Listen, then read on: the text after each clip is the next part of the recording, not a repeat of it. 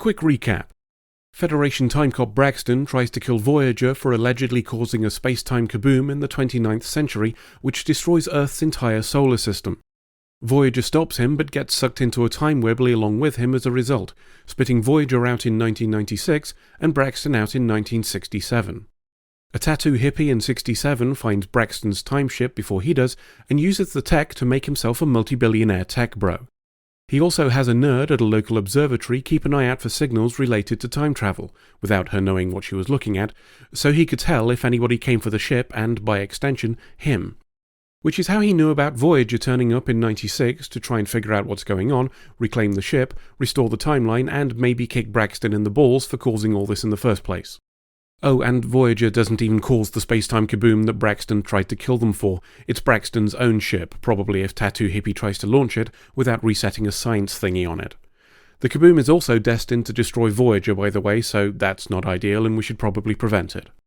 This would be a lot easier to do without the locals knowing about us, but Kim, the ensign that Janeway left in charge of the entire ship, decided to joyride Voyager straight over Los Angeles, so that's that buggered. Which is sort of fine anyway, because Nerd from the observatory got rescued by Tuvok and Paris when Tattoo Hippie's henchmen started pooping super yellow at them and melted a whole car, so she's probably a bit suspicious already, to be honest. Oh, and Tattoo Hippie managed to nick the Doctor off Voyager, which isn't possible because he's previously said sick-based systems are an integral part of his program, but he doesn't get out much, so maybe we're letting him have a little bit of getting kidnapped as a treat. So much for the recap being quick. Anyway, time for part 2. Nerd is explaining to Paris that she's not an idiot. Lasers that melt cars and guys with pointy ears appearing just after she detects something in Earth's orbit are subtle clues, but clues nonetheless, and she's figured out that they're probably not spies. Paris tells her that if what she thinks is true, then the less she asks about it the better for all concerned, which seems to convince her. He's doing this while fiddling with the radio he took out of her van. It seems the super yellow poop from henchmen fried their comm badges so they can't call Voyager. Paris is trying to jury-rig a communications device from the radio and what's left of his comm badge to send a signal. This doesn't work, and even worse, Paris is unharmed. Tuvok does have an alternative suggestion: the dish at the observatory. It's the one Nerd used to contact Voyager in the first place. Speaking of Voyager, we're having a meeting to try and figure out what the bloody hell we're going to do. B'Elanna tells us she's trying to restore the data Tattoo Hippie nicked, but there are parts she can't recover, like the Doctor. There are also still some issues with the ship, such as our guns and teleporters. Oh, and they've figured out Braxton was right about his ship being what causes the space-time kaboom in the 29th century, so they need to get it back before Tattoo Hippie tries to take it for a spin and explodes Earth a bit. Going down there to use the emergency teleporters wouldn't be the smart choice, says Neelix, as, although the footage of Voyager is being mostly dismissed as a hoax, military channels are somewhat more interested. The meeting is interrupted when we receive a call from Tuvok. He says both he and Paris are fine, and they're with the person who detected them and sent the greeting, mentioning that she's funded by Tattoo Hippie. Janeway asks if she'd be interested in helping them. Sounds like she has a plan. Meanwhile, at I Stole All of This Technology from the Future Incorporated, Tattoo Hippie is having a chat with the Doc. After a quick nod to the Doc losing his memory a few episodes ago in the Swarm, for which we give the writers a point, we address the elephant in the room of the Doc being here at all. Tattoo Hippie says his office has a holo simulator for chip design, and they're using that. We also mention that the Doc has been projected to other areas of the ship before, and that this is something similar. As an aside, these explanations still don't add up. I maintain that there's no reason for a one-man ship on a limited mission to be carrying holotech or schematics on it at all. If the whole point of their excursion is to limit contamination, carrying advanced data beyond what's absolutely required for the mission is a bit like James Bond carrying launch codes for the United Kingdom's handful of wooden, coal-powered nukes. Similarly, the idea that the Doc's program should work here doesn't carry water either, as the established law disagrees. Whilst it's true he's been projected to other areas of the ship, and once outside it from emitters on the hull, those other areas of the ship are still linked to his hardware components in the sickbay, which we were told in Eye of the Needle form an integral part of his system. No such link exists here, meaning this shouldn't have worked. If we're being generous, we could say the 29th century holotech compensates for that, but as I said at the start of this rant, I think the presence of that tech at all is a security oversight that wouldn't have been permitted. Still, at least they made an effort to try and patch over these plot holes, so that's something. But again, I digress. Tattoo Hippie starts a little speech about how he thinks the space-time kaboom is a lie invented by Janeway so they can steal Braxton's timeship. To that end, he wants more data on Voyager and the crew to try and stop them. The Doc tells him to balls as he's not programmed to feel fear or pain. Unfortunately, Tattoo Hippie has changed that. The Doc tells us he had no idea pain would feel like that, which isn't true as he's previously felt pain in projections, but we've mentioned his memory loss, so that one's covered. A few more jolts of torture might convince him, but it's Nerd to the rescue with a phone call. She tells Tattoo Hippie that she's scared, that people are shooting at her, and that she wants to meet him somewhere public. It doesn't sound like he completely buys it, but he says he's on his way. If his plan was subterfuge, he immediately fucks it by turning up in a car driven by the guy who shot at her. There's another surprise too. The Doc's with them and wearing a doodad on his arm. I guess Braxton brought that with him too, along with those nuclear launch codes. Chakotay and B'Elanna are in a shuttle, with her telling him about the science things she's done so they won't be spotted. Just like I suggested they should have done in the last episode, so Voyager didn't appear on the news. I don't know whether to feel validated that I was correct, or annoyed by the writers knowing full well that the end of the last episode was contrived bollocks. Regardless, they start chatting about what they'll do if they're stuck in the 20th century.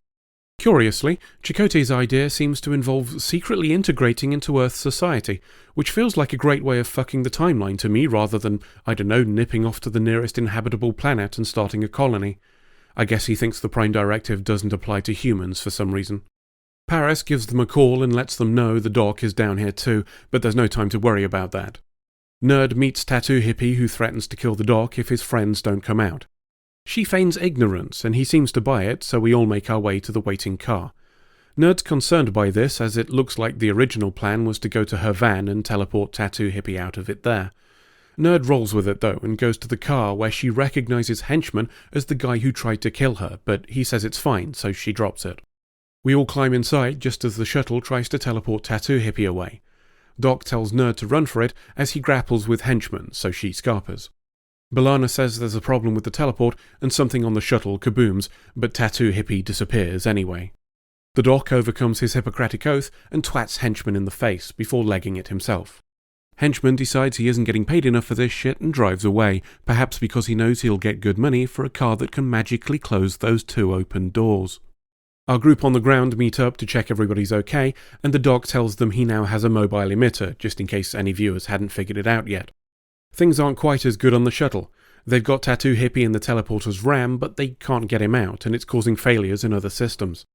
Janeway tells them Voyager will take over and grab Tattoo Hippie from their buffer, which doesn't sound like a great plan if he's what's causing problems for their shuttle, but what do I know? We jog down to the teleporter room and discover the reason he's causing problems is because the gizmo he threatened the Doc with is a 29th century tricorder, and he's using it to create interference. Kim fixes that and completes the teleport, causing Tattoo Hippie to swear a bit and then have a little nap. Janeway calls a medical emergency whilst taking a look at his device, perhaps to see how much danger the prop department is in of getting sued for copying a sonic screwdriver. Oh, and the shuttle with B'Elanna and Chakotay on crashes, meaning their success rate at recovering ships is currently minus 100%. Not to worry though, as they're taken in by a welcoming pair of prepper stereotypes, who offer them some comfortable rope and a bit of racism. Then they accuse them of being government spies here to ruin their way of life and start pointing a gun at them, though I note the gun is an Italian Spas 12, so the xenophobia doesn't extend to firearms. Tuvok, Paris, the Doctor and Nerd are all in her van. She's probing for more information, what with having just witnessed someone disappear, but the others aren't forthcoming. Janeway interrupts with a phone call. She lets Tuvok know they've got Tattoo Hippie and that Chakotay and B'Elanna crashed in Arizona.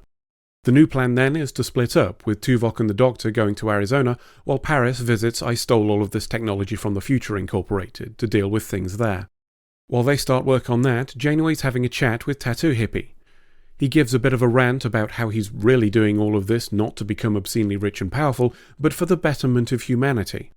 This might have been more convincing if he'd said it before telling her that he's rigged the timeship to blow up Los Angeles if anybody dicks around with it. She sticks him behind a force field with a couple of guards outside to stew for a while. Speaking of guards, Shotgun Prepper is explaining to B'Elanna and Chakotay that they're evil New World Order types, and he's here to stop them putting fluoride in his water or something. He's interrupted by the worst boy band I've ever seen, who tell him that cars and a helicopter are on the way before they all go and grab some more guns. I guess the shuttle wasn't entirely invisible to radar back when it was a bit on fire, and the military are coming to have a look. Back in I Stole All of This Technology from the Future Incorporated, where someone's made a fucky with the logo on the lab wall by the way, Henchman is inside the time ship using a satellite to find Tattoo Hippie. While he's doing that, Tuvok calls to say Chakotay and B'Elanna are 30 kilometers northeast of Phoenix, Arizona. Tangentially, this would put them over 600 kilometers away from the initial teleport attempt in Los Angeles, based on an impact site 30 kilometers northeast of the most northeastern part of Phoenix city limits, and from the plaza they used to film the meeting scene. Now, I'm not an aviation expert, but that does feel like quite a distance to travel when they'd have needed to be at a low altitude for the short-range emergency teleporters, but maybe it bounced a few times or something. Kim interrupts to tell Janeway that Tattoo Hippie just teleported away. They are able to track him at least, and find he's back at I Stole All of This Technology from the Future Incorporated. Tattoo Hippie gives Henchman a thank you, but not a bonus because he's a typical CEO, before he decides it's time for them to leave. Paris and Nerd arrive outside and begin a semi-awkward goodbye, but it's interrupted by him detecting a time signal in the back of a truck as it drives by them, which I can't help but feel is a curious way to swiftly move something that can fly. Oh, and he accidentally tells Nerd it's a time ship because Tom Paris is a timeline-destroying dick. Over at the prepper camp, we're about to do some shooting. The feds have arrived and shout that they want the ship and its inhabitants. They're interrupted by the voice of Tuvok and the noise of him pooping some yellow. Two preppers retreat into the workshop and start firing when someone enters, which would have been effective if their target had a physical body. Instead, he poops yellow on them both, then rescues Chakotay and B'Elanna. Time to catch up with Paris and Nerd, who are chasing that truck. Henchman tries to do a bit of super yellow pooping and misses, so Paris shoots out one of his tires, causing him to skid to a halt. Nerd stops too and the engine dies, which she can't get started again. This is a problem as the truck, which is now on the other side of a hill for some reason, has managed to turn around and drive at them. Paris shouts a bit and they jump from the van, but they needn't have bothered because the shuttle turns up and just fully murders Henchman by kabooming the entire truck. That's that then, yeah? Only no, because the time ship wasn't in the truck. That was a decoy throwing out time particles so they'd follow it. The real ship is still at I Stole All of This Technology from the Future Incorporated, where Tattoo Hippie is about to launch it. By which I mean fly it straight through the window. Voyager's tracking it, but damage to the weapon systems means they can't poop yellow at it. They can fart fireworks, but only by doing it manually, so Janeway goes off to do that herself. Back to the Paris subplot where he says his goodbyes and actually manages to kiss a real woman before he teleports back to the shuttle and returns to Voyager. Kim tells Janeway the shuttle's back as she's fiddling with the fireworks, and they pursue the ship as it goes to warp. Chakotay takes control and sends the Doctor down to Janeway, with an ensign to take him there because he doesn't know the way, which is a nice touch. Tattoo Hippie opens a time wibbly and flies towards it, as Chakotay calls him and tells him to knock it off. He ignores us, so Janeway farts a firework manually, causing a minor kaboom in her face and knocking her to the floor. The firework catches the time ship and properly fucks it up, but this also seems to close the time wibbly. Janeway arrives back on the bridge despite the Doctor's concern for her health, just as the time wibbly reopens. Except it's a different one, and it brings us another version of Braxton, apparently one with a hairstylist that can dye roots properly. Surprised that they know his name, he tells them that he didn't experience any of the things they tell him when they explain what's just happened, as it seems he's from a different timeline. He says his bosses detected a time wibbly here, and he came to investigate and return them back where they belong. And no, he can't let them stay in the Alpha Quadrant because he has a temporal prime directive, so you can forget that idea too. Back in the Delta Quadrant, everybody's getting wanked in the mess hall, so I guess they can find other people to cover bridge duty when they want to. The Doc shows off his new mobile emitter and spells out for anybody not paying attention that this means he can go wherever he wants from now on. He also asks Janeway for some crew quarters now that he can use them, and she straight up tells him to balls, which feels like a proper dick move to me, but maybe she'll reconsider when the next person dies on an away mission and there's a spare room. Part of the reason I struggle with time travel episodes is that they don't matter. Either it was always meant to be that way, in which case nothing changes, or the conclusion wipes the timeline, in which case nothing changes. Credit to this one then for having an actual consequence with the Doctor's newfound mobility. Okay, I personally think the logic behind that consequence is plot hole dogshit, but at least there was a point to it all. Has it restored my faith in time travel episodes? I wouldn't go that far, but at least I didn't hate it, so that makes it better than most. There is one other reason why this episode is noteworthy. Paris. We've seen time and again his attitude towards women and the almost obsessive nature of his need to woo them, the plots and the schemes, the effort expended in winning the game that exists only in his head. We've also seen it consistently be a resounding failure. Note then that in this episode his intent does not follow those lines. He doesn't play the game, he doesn't pretend to be something else, he's not actively pursuing anything more, and the result of that is a connection. I don't know if that was an intentional moral from the writers, but it amuses me to believe that it was. End of episode.